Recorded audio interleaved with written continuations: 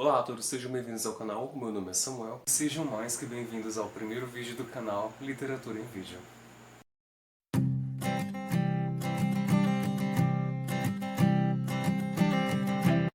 Primeiramente, esse canal faz parte de um projeto de iniciação científica do IFMA Campus Codó. Tal projeto é financiado pelo CNPq, o Conselho Nacional de Desenvolvimento Científico e Tecnológico, e tem como principal intuito democratizar mais o acesso à literatura às pessoas neste momento delicado. Não há dúvidas de que ainda enfrentamos a pandemia do coronavírus, que sem dúvida é a maior crise de saúde da história recente. Em um período de tantas incertezas, o melhor a se fazer é aprender. Com esse intuito, serão postados periodicamente vídeos sobre literatura do nosso país, que vão desde o Barroco até os dias atuais. Com isso, o primeiro poema a ser abordado será o poema A Inconstância das Coisas no Mundo, do autor Gregório de Matos. Haverá declamação seguida da análise do mesmo. Espero a todos que gostem. E vamos para a declamação. Nasce o sol e não dura mais que um dia. Depois da luz, se segue a noite escura, em contínuas tristezas a alegria. Porém, se acaba o sol, por que nascer? Se formosa a luz é, por que não dura?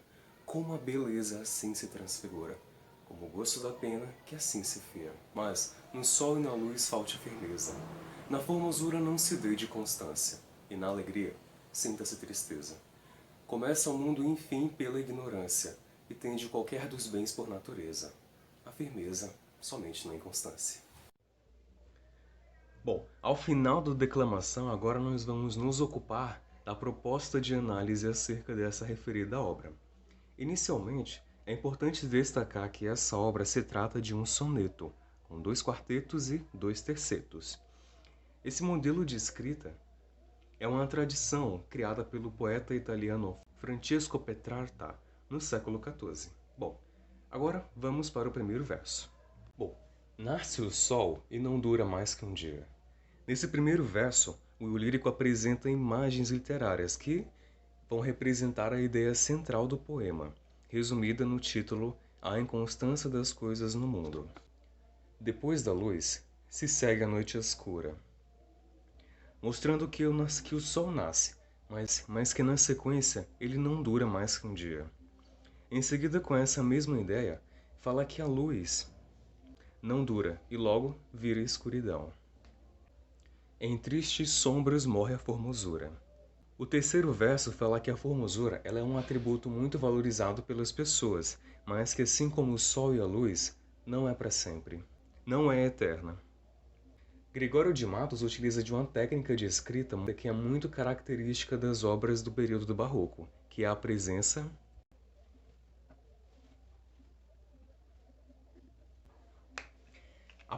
da tese e antítese. O que seria isso?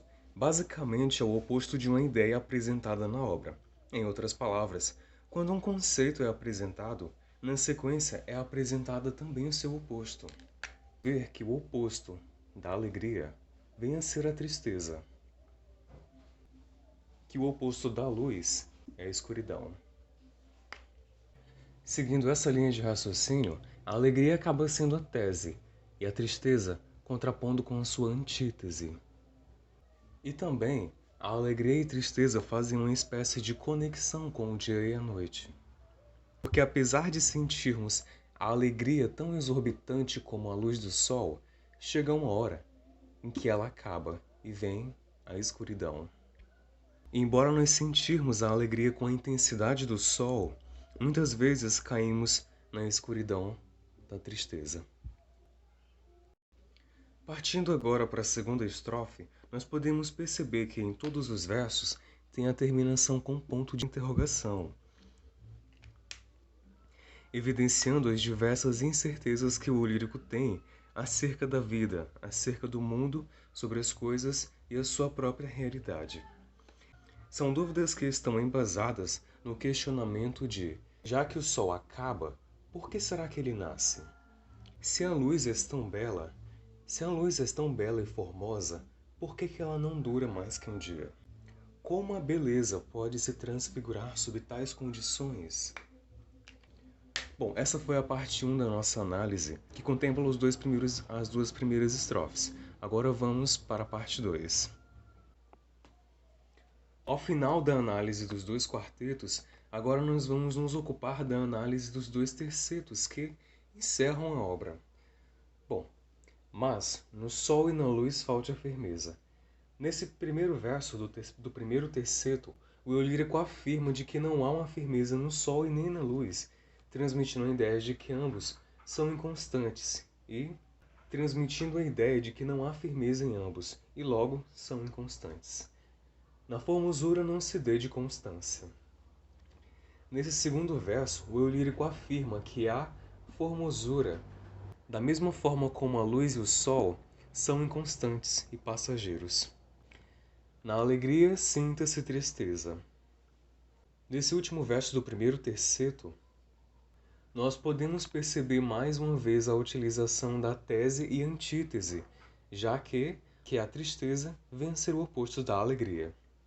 Bom, voltando à análise, aqui o autor afirma que mesmo na alegria existe tristeza, que mesmo as pessoas mais alegres sentem sim um pouco de tristeza, que nem as pessoas e nem a vida, em geral, é 100% alegre.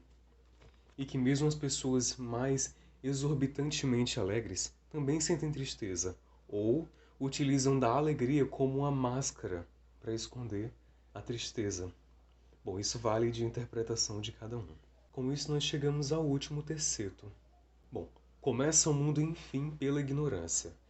Já nesse primeiro verso, o autor ele nos dá um fato para nós como sociedade, um fato para nós como indivíduos, que nós somos ignorantes, mas não ignorantes no sentido de grosseria, como a palavra costuma ser atribuída, mas ignorantes no sentido de ainda não possuirmos um pleno conhecimento da realidade que nos cerca, a realidade à nossa volta. E tende qualquer dos bens por natureza, a firmeza somente na inconstância. Aqui nesse último verso nós temos mais uma vez a presença não só da antítese, mas de um paradoxo. Bom, a firmeza é o oposto da inconstância. Podemos perceber que há a presença também de um paradoxo, porque se formos analisar pela lógica, como algo pode ser firme e ao mesmo tempo inconstante? Bom, se você também ficou confuso, não se preocupe. Foi proposital. Gregório de Matos utilizou desse paradoxo entre duas palavras diferentes para transmitir a ideia central que resume a obra por completo, a de que nada é constante. E essa é a nossa única certeza acerca da vida. Tudo é inconstante, tudo muda, tudo se modifica. Da mesma forma, tudo também tem o seu ponto final. E assim, nós concluímos 100% a proposta de análise dessa obra. E a lição que eu tiro desse poema é a de que o tempo não é eterno, o tempo é uma completa inconstância, e que o grande sentido da vida está em aproveitar as coisas pequenas, e não ficar o tempo inteiro correndo contra o tempo atrás de conquistas materiais, porque isso no fim é passageiro, é algo que no fim das contas não vai te preencher por completo. Gregório de Matos foi um grande autor da sua época, tendo em vista que essa obra foi publicada no século XVII e ela atravessou os séculos por conter em sua essência reflexões que nos fazem pensar até os dias de hoje. Bom, então essa foi a declamação seguida da análise do poema A Inconstância das Coisas no Mundo, do autor Gregório de Matos. Eu espero a todos que tenham gostado desse primeiro vídeo e o vídeo vai ficando por aqui. Muito obrigado a todos que ficaram até o final e até o próximo vídeo. Tchau!